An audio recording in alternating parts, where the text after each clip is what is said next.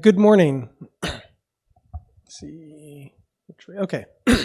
So you might try to contribute to open source, and you'll notice that this issue was closed immediately after it was opened. That's not the kind of experience that you want. Or here might be an issue or a PR that has been now open for 4 years. Again, something that you probably do not want to be having happen. Let's see. Oh, wrong button. That button. Okay. Or there might be so much back and forth on the issue that you just get tired, or the maintainer gets tired, and you just one of you walks away from this. So I'm Ed Page. I am a cargo team member. That means that my primary responsibility is decision making, reviewing PRs, reviewing RFCs, things like that. I deal with this kind of stuff all the time. I also maintain a lot of different crates, some of them being like the TOML parser, CLAP, which is a command line argument parser. I also maintain parser combinators like Winnow. I have a lot that I'm responsible for. I have limited time to be able to be doing all these things. I've been having to try to optimize my workflow and try to work with contributors to help optimize things so that I can be able to help as many people as possible. So my hope is to use this experience to help you all better be able to contribute. One thing I cannot help with, though, is time. If you don't have time, I'm sorry, I can't magically create it for you. So one of the important traits I want to call out for this is humility. I'm not talking about a false humility where you pretend that you have less than you are. I'm more talking about recognizing that you might not know everything. Other people might have other priorities or value systems that they make different decisions than you. For example, when I'm having a conversation with somebody, one of the things I think of is, could another competent engineer come to a different decision? If so, does it really matter? That's the kind of thing that I'm talking about here. So this doesn't mean don't speak up when you have something to speak up, but it means make sure that you recognize that what you say, there might be other things that you don't know related to it. Another important trait is communication. The Rust project is English-centric. I'm not in the United States. I recognize that. I'm not wanting to say this is about how good your English language skills are. This is more about how you communicate. And that's what I'm going to talk a lot about, is ways to be able to communicate that don't have to do with language, that have to do with more of how you organize your thoughts and share those thoughts, or more precisely, code.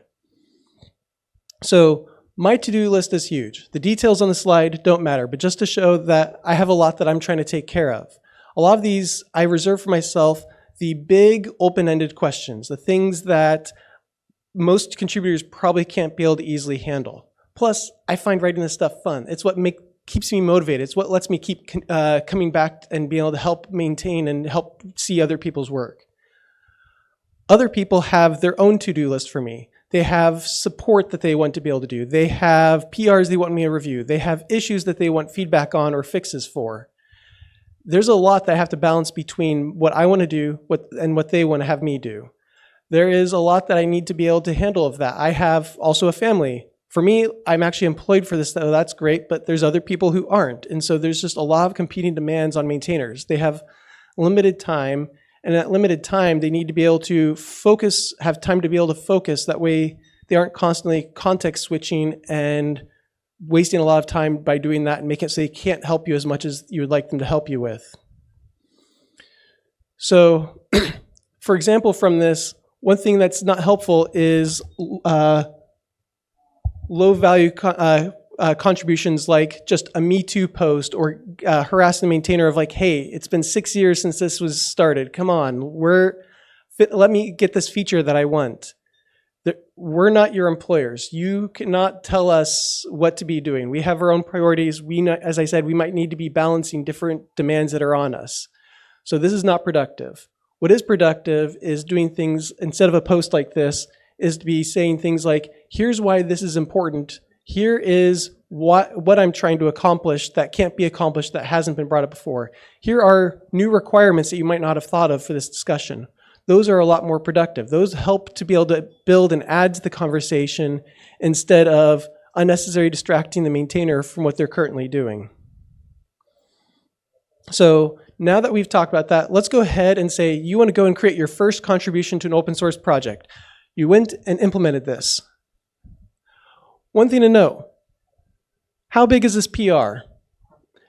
What's that going to do for the maintainer? You went and put in a lot of work to implement this. That probably represented a lot of time that you put into this. But the problem is, what if it's not aligned with what the maintainers want to do with their project? Or what if it's not with their, like, there's some other work that needs to happen to really make this successful? Maintainer might need to actually reject all this work you did. So they know that you invested a lot of time into this. The maintainer knows that that's going to be crushing for you to have this thrown out. So that means that posting a PR without having done any other conversation first actually puts a social pressure and is on the maintainer. Might be a bit strong to say this, but it's manipulative. So it's not the best way to be able to do things. So maintainers learn to either just stop caring about everything and being like, so what, you did this, it doesn't matter to me. Some maintainers go the other direction and care too much and burn themselves out. I try to take a middle ground and be like, hey, I have a hard and fast rule, no PRs without issues first. We need to first agree on the problem, agree on the solution, and then let's start having the PR. And so if somebody posts a PR, I'm like, I close it automatically just because, no, we need to make sure that we are all on the same page for this. So another aspect to why having an issue first before a PR is important is you might post a PR and then immediately close it. And the problem that has is we now have nothing in our backlog to be able to track this problem that you felt was important. There's nothing open for us to see when we look at all of the problems that we have. Another part to this is there might have been a conversation that was had in here. But now we can't find it because it's harder to be able to search for. We don't generally search in PRs. We generally don't search in closed PRs. That's generally rejected stuff. But there's also probably conversation that happened here. And then when the next PR comes along to take care of that same problem, we now have that conversation in two separate places on what are the requirements? Why do people want this? What are they trying to accomplish? And it's harder to follow all of that conversation between those two PRs. Sometimes I've actually seen 3 or 4 PRs over time for the exact same issue. And for the maintainer and for anyone else to follow that conversation between 3 or 4 different PRs, it's too much. So that's another reason why I'm always strict about, let's just have one issue. Once we define the problem, once we've defined the solution, let's now get to code. And then how do you know then when it's ready? Well, at least this is different for every team. Actually, all of what I'm going to say is good luck. Everything about this presentation is different between different maintainers because the value system of each maintainer is different. The lessons they've learned are different.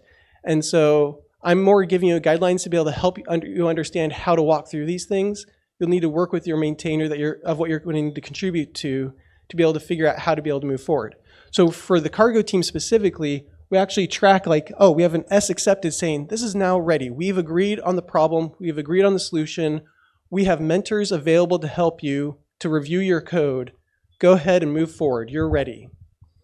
So now that you've worked through an issue, you've talked to the maintainer about it, you've got agreement on it, you now want to go and create your PR. Going back to that PR we had before, one other thing to note. All of that work was done in one commit. The maintainer has to be able to see among a sea of green and be able to identify what your change actually was. They have to reverse engineer. They have to find a random starting point and try and figure out how all of this connects together. And that can take a lot of work from a maintainer. And so something that I found that's very important is to split this up, to make sure you have separate commits for your refactors. If you have unrelated bug fixes that happened as part of the work, move those into their own commits. Split this up into several commits so it's easier to follow the line of work of what it is you're trying to accomplish. And there's tools to be able to help with this. I actually was doing this enough in my own work that I wrote my own tool called Git Stack. There's another tool out there called Jujutsu, or JJ for short, that helps you manage a lot of these commits in a lot easier of a fashion. So splitting up your commits into all these different parts is important. I don't know if you noticed, but again, because of the sea of green, but I actually just changed the slide. Tests have another unique aspect to them. When you just see a new test added, you see a large sea of green with it, it's hard to tell easily what was the old behavior? What was the new behavior? How is this actually changing, evolving? Which part is actually the important part? Or is this test actually testing the right thing and it happens to be having the behavior you want, but that's independent of the code change you actually made? So what I found very important here is before you make your fix, have a test that passes showing the current behavior in your code base, the bug. Like you want to be able to see, here's the bug. And then when you have your commit with the bug fix, the maintainer is able to see just like a one-line change saying, here is my bug fix, here is my feature. Now the maintainer can easily walk in and see it and know what they're looking for. Even better from that is that makes it easier for anyone in the community to be able to be like, oh, here's a PR. What is the PR trying to accomplish?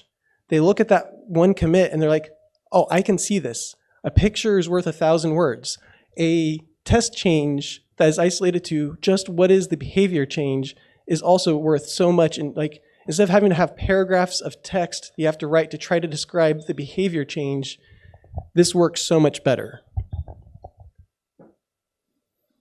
All right, so now you've split up into a bunch of different commits. Great, but that's actually going to be still a fairly large PR to review. You might have merge conflicts. You might have something that you need to change in an early commit that will cause merge conflicts for others. Other people might want access to some of those earlier commits. There might be a bunch of different reasons why it would be important to split up this PR. Some others also include just it will make your PR go in faster. Just having a large PR, normally there's probably a fixed number of comments you'll get for every part of your PR. And when you have a lot of those comments, it can be hard to follow all of the conversation and track it. And so that puts a lot more work in the overall conversation for the maintainer. There's also a lot more that's going to be missed within each round of review. And so you'll be having a lot of back and forth. You'll do a one round, the maintainer you'll finally finish having the conversation about one issue in your PR. And then as the maintainer's looking again, they'll find the next issue that they didn't find in the previous time. And that'll drag the conversation out. But if you split this out to be smaller PRs, you'll be able to more easily find those issues up front and close out those conversations and then move on to the next. So for example, for this change that I made, I actually split into, I believe it was 7 PRs with 101 commits across all of those PRs. In doing that, they ranged from 2 commits to 34 commits. 34 commits in a PR is pretty large. But when that PR was posted and then it was reviewed and merged, there was no review comments on that PR. That's not because the PR was too large. That wasn't because the person just glazed their eyes over and was just like, this is too much, I give up. The person was actually like, I feel bad that I'm not finding anything. There must be something in here, and tried harder. It was more because how do you decide how to split up your PR? There's a lot of people talk about like, oh, a PR or a commit should only be 10 lines of code, or they might have some metric like that. That's not the most important thing. The real reason that you find that why you want to have a PR focused on is you want to make it so that there is only one controversial change in a PR. If you have too many things that will have points of discussion, that you know will have points of discussion, that makes the PR a lot harder. So if you have no points of, if you can be able to identify that there is no real conversation points in a PR, these are straight refactors that always have a benefit, there's no question about it, great, throw 34 of those commits into a PR, get it merged and move on. But if there's something where there's going to be questions, where there's going to be like, is this really what we want? And there'll be some back and forth and decision making, make that into as small of a PR as possible. Just that change, just the refactors that only make sense to enable that change and any associated other things, and then get that merged and move forward so you can then get to the next controversial part. I found that that makes it a lot smoother to be able to have conversations resolved quickly, PRs merged, and everyone happy. So also as part of this is, again, humility does not mean your inability to speak up. PRs are conversations. If I make a suggestion to you, or in this case, one of my team members made a suggestion to me, that doesn't mean that you have to absolutely do it, no questions asked. But it means they had a thought, they want your input on it. If you are the person making the change, you probably have touched that code more recently than the maintainer has. You have more experience with that specific code change you're making than the maintainer has. Speak up. We want to be able to hear that kind of feedback. We might say something, but it would end up causing a whole bunch of extra complexity and a whole bunch of extra time. We might not realize that. And it would be important for you to be able to say, hey, it's important, maybe we shouldn't be doing that right now. Or, hey, can we split this off into a separate PR so we don't have to do it as part of this PR? So for at least the cargo team, once you get it merged, we try to call out that change and thank the people for it. So for example, here's one of our blog posts and we're thanking several people for it. Is Heisen Lee here? Okay, I wasn't too sure if you'd be able to make the conference. So and then within the Rust project itself, we also try to have a thanks page that calls out everyone's contribution for every release. And just as part of that thanks, is any one of the local cargo contributors here? Just hoping so? Okay. Oh, go ahead and stand up. I actually want to say a round of applause. Can we all? Because it's important for us to recognize somebody's contributions. They've put in a lot of work. Go ahead and sit down. They've put in a lot of work. They've been a big help. They've learned from the process. They've helped the maintainer through this process. We're grateful for all of the work that you've done as part of your contributions, and we welcome more contributions. There might be limits. I might be able to only help so many people review things at a time, but we're still grateful for all of that work. And I want to say thank you, and also thank you for listening.